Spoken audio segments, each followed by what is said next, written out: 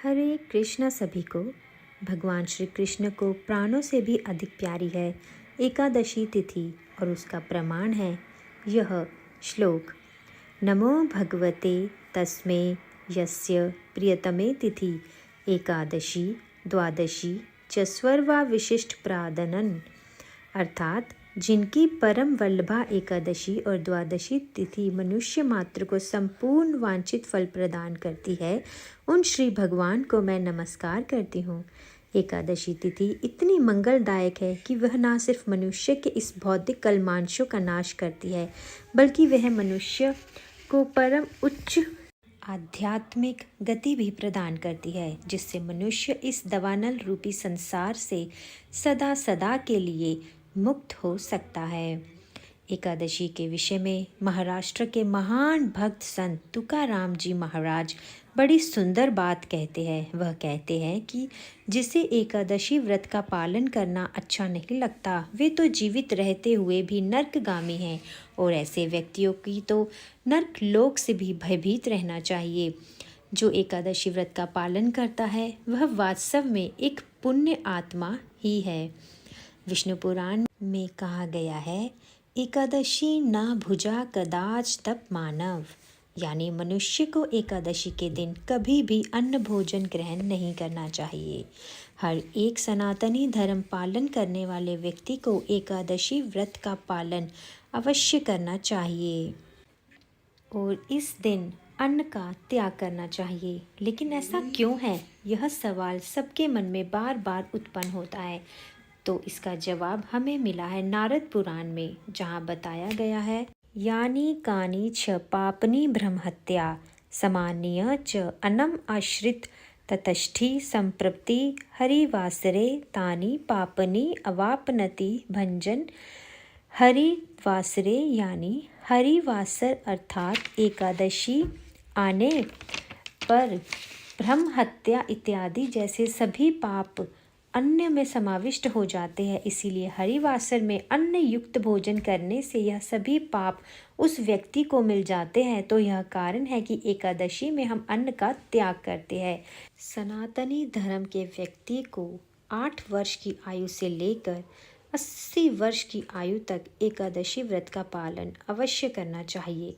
लेकिन अब देखिए, सभी मनुष्य के लिए एकादशी के दिन संपूर्ण निर्जला या फिर सिर्फ फल के ऊपर एकादशी व्रत करना संभव नहीं हो पाता। एकादशी में हमें क्या खाना चाहिए और क्या नहीं खाना चाहिए? एकादशी उपवास कई प्रकार के हैं। पहला है संपूर्ण निर्जला उपवास। जो व्यक्ति निर्जल उपवास रखते हैं वह एकादशी के दिन संपूर्ण जल और अन्न का त्याग करते हैं। उस दिन वह पानी की एक बूंद भी ग्रहण नहीं करते। यानी एकादशी के दिन सिर्फ जल पीकर ही उपवास करना, जल के सिवा और कुछ भी ना खाना और ना ही पीना। तीसरा उपवास होता है सफल उपवास, यानी जो व्यक्ति इस प्रकार का उपवास करते हैं वो एकादशी के दिन 1 या 2 बार जल, दूध और फल लेते हैं। और चौथे प्रकार का उपवास है एकादशी प्रसाद युक्त उपवास, अर्थात एकादशी के दिन जो चीज़ें खाई जा सकती है उसे बना भोजन प्रसाद लेकर किया गया उपवास। अब आपको बताते हैं कि क्या नहीं खाना चाहिए। एकादशी के उपवास में राई, हींग, सरसों, इमली, सौंफ, तिल, अजवाइन, खसखस, हल्दी, मेथी, कलौंजी, बाहर से लिया हुआ कस्टर्ड, चीज़, पैकेट वाले नाश्ते, बेकरी आइटम्स इत्यादि नहीं लेना चाहिए। सब्जियों में गोभी, पत्ता गोभी, फलियां, बीन्स वाली प्रत्येक सब्जियां, पालक, मटर, चने, करेला, इनमें से कोई प्रकार की सब्जियां नहीं लेनी चाहिए। और हमें कौन सा तेल यूज़ नहीं करना है? हमें मक्की का तेल, सरसों का तेल, तिल का तेल और सोयाबीन का तेल का इस्तेमाल एकादशी के व्रत में हमें नहीं करना है। एकादशी के व्रत में लहसुन प्याज तो वर्जित है ही, साथ ही चाय, कोल्ड ड्रिंक ये भी वर्जित माना गया है। यदि आप एकादशी की निष्ठापूर्वक उपवास रखना चाहते हैं, तो आपको परम भगवान श्री कृष्ण को प्रसन्न करना चाहते हैं, तो एकादशी के दिन आपको चाय, कॉफ़ी और बाहर की कोई भी कोल्ड ड्रिंक वगैरह नहीं लेना चाहिए।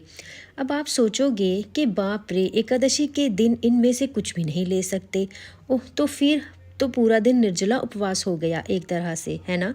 ऐसा नहीं है। आपको जानकर आश्चर्य होगा कि एकादशी में ना खाने वाली चीज़ों से ज़्यादा लंबी लिस्ट खाने वाली चीज़ों की है। तो अब हम आपको बताते हैं कि आप एकादशी के व्रत में क्या क्या खा सकते हैं। हर प्रकार के फल भी आप इस उपवास में ले सकते हैं। अच्छा, एकादशी व्रत का भोजन बनाने के लिए अच्छा तो यही होगा कि आप गाय के घी का इस्तेमाल करें। परंतु ये सारी वो हमने लिस्ट बताई है जो आप एकादशी के व्रत में खा सकते हैं। वो मिर्च मसाले बताए हैं जो आप एकादशी के व्रत में खा सकते हैं। जी हाँ, ये हमने सभी लिस्ट यहाँ पे बताई है। आप इनमें से कुछ भी खा सकते हैं, और जो लिस्ट हमने नहीं खाने वाली बताई है कृपया करके उसे ना ही ले तो बेहतर होगा। आप फल फ्रूट ले सकते हैं इसमें यदि आप सजल उपवास रख रहे हैं तो। और घी खाना बनाने के लिए आप केवल घी का ही इस्तेमाल करें। यदि ये संभव नहीं है आपके लिए घी में अपना एकादशी भोजन बनाना, तो आप सनफ्लावर ऑयल का इस्तेमाल कर सकते हैं। और या तो फिर आप पीनट ऑयल, मार्केट में मिल जाता है दोस्तों, पीनट ऑयल का इस्तेमाल भी आप कर सकते हैं। कृपया करके मेरी आपसे प्रार्थना है कि रोज़ के बनाए हुए मसालों जो आप यूज़ करते हैं उन मसालों नमक मिर्च से ना बनाए, अपने लिए अलग से रख दें। उम्मीद है आपको यह जानकारी पसंद आई होगी। जय माता दी दोस्तों।